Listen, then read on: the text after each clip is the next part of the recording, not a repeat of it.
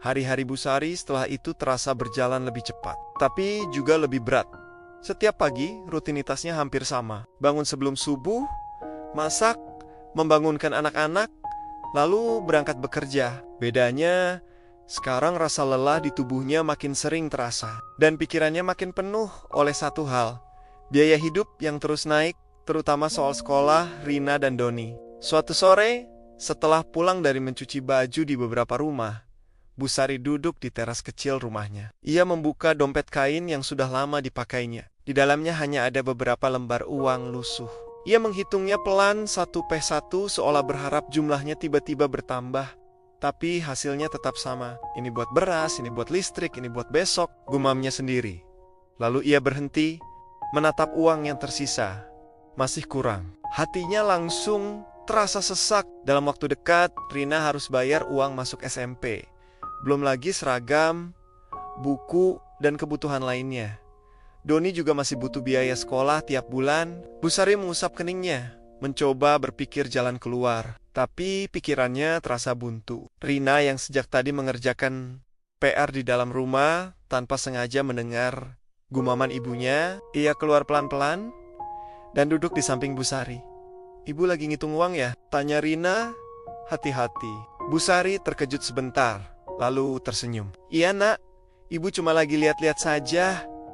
Rina menunduk, lalu berkata pelan, "Kalau uangnya nggak cukup, Rina nggak usah lanjut sekolah dulu, juga nggak apa-apa. Bu, Rina bisa bantu ibu kerja." Ucapan itu seperti menusuk hati Busari. Ia langsung menoleh dan menatap wajah anaknya. Matanya berkaca-kaca, tapi ia berusaha tetap tenang. "Jangan bilang begitu nak," katanya tegas tapi lembut. "Sekolah itu penting. Ibu kerja keras juga supaya kalian bisa sekolah, supaya hidup kalian nanti lebih baik dari ibu. Tapi Rina gak tega lihat ibu capek terus." Suara Rina mulai bergetar. Busari menarik anaknya ke dalam pelukan. "Ibu memang capek, tapi ibu bahagia kalau lihat kalian belajar. Itu sudah cukup buat ibu. Soal uang, biar ibu yang cari jalan." Rina mengangguk pelan, meski air matanya menetes di bahu ibunya. Malam itu, setelah anak-anak tidur, Busari kembali duduk di dapur seperti biasanya. Tapi kali ini pikirannya lebih berat. Ia menatap dompet di tangannya, lalu menutupnya perlahan. Air mata jatuh lagi, lebih deras dari biasanya. "Apa ibu sanggup terus begini?" bisiknya pada diri sendiri. "Ya Allah, kasih ibu jalan." Ia lalu mengusap wajahnya, berdiri, dan bertekad untuk tidak menyerah. Besok, ia harus cari kerja tambahan, apapun itu, asal halal. Keesokan harinya, setelah mengantar anak-anak sekolah, Busari langsung berkeliling ke beberapa rumah dan warung. Ia menawarkan diri untuk membantu apa saja, menyapu, mencuci, masak, jaga warung, apapun yang bisa ia kerjakan. "Kalau ada kerjaan bu, saya mau," katanya pada seorang pemilik warung. Pemilik warung itu menatapnya sejenak, lalu mengangguk. "Sebenarnya saya lagi butuh bantuan buat sore sampai malam, tapi nggak bisa bayar besar." "Ya, tidak apa-apa bu, berapapun saya terima," jawab Busari cepat. Matanya sedikit berbinar. Sejak hari itu, waktu istirahat Busari makin berkurang. Pagi sampai siang ia mencuci baju di beberapa rumah. Sore sampai malam bantu di warung. Kadang ia baru pulang hampir tengah malam. Badannya sering terasa remuk, kakinya bengkak, tapi ia tetap memaksakan diri. Setiap kali rasa capek datang, ia selalu ingat wajah Rina yang ingin sekolah dan Doni yang masih polos bercita-cita jadi guru. Itu yang membuatnya bertahan. Namun tubuh manusia punya batas. Suatu hari saat sedang mengangkat ember besar berisi air, tangan Busari tiba-tiba gemetar. Ember itu hampir jatuh. Ia cepat-cepat meletakkannya, lalu duduk di lantai, napasnya terengah. "Kenapa Busari? Capek ya?" tanya pemilik rumah. "Aisyah bu, sedikit pusing," jawabnya sambil tersenyum.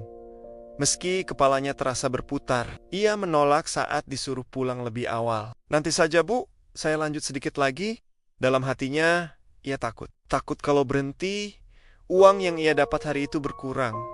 Padahal, setiap rupiah sangat berarti. Di rumah, Rina mulai sadar kalau ibunya makin sering pulang malam. Ia lihat Mata Bu Sari makin sayu, langkahnya makin berat. "Ibu, jangan kerja terlalu malam terus," kata Rina suatu malam. "Rina takut ibu kenapa-kenapa." Bu Sari tersenyum, lalu mengelus rambut anaknya. "Ibu kuat, Nak. Tenang saja, ibu cuma mau pastikan semua kebutuhan kita cukup." Doni yang mendengar itu ikut mendekat. "Kalau Doni sudah besar, Doni yang kerja ya, Bu. Ibu istirahat aja." Ucapan polos itu membuat Bu Sari tertawa kecil, tapi juga menahan air mata. "Iya, Nak.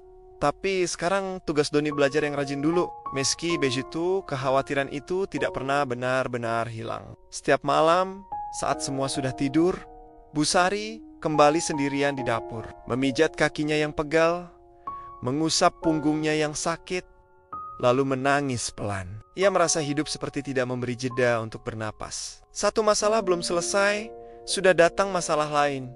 Tapi ia juga tahu, menyerah bukan pilihan. Dua anaknya masih sangat bergantung padanya. Suatu hari, saat Rina pulang sekolah, ia membawa selembar kertas. Wajahnya terlihat ragu saat menyerahkannya pada Bu Sari.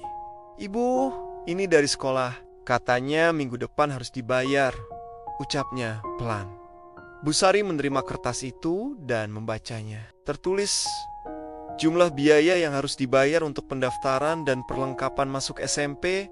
Angkanya terasa besar di matanya. "Iya, Nak. Nanti ibu usahakan ya," katanya sambil tersenyum, meski dadanya terasa sesak. Rina menatap ibunya, seolah ingin memastikan. "Beneran bisa, Bu?" Bu Sari mengangguk.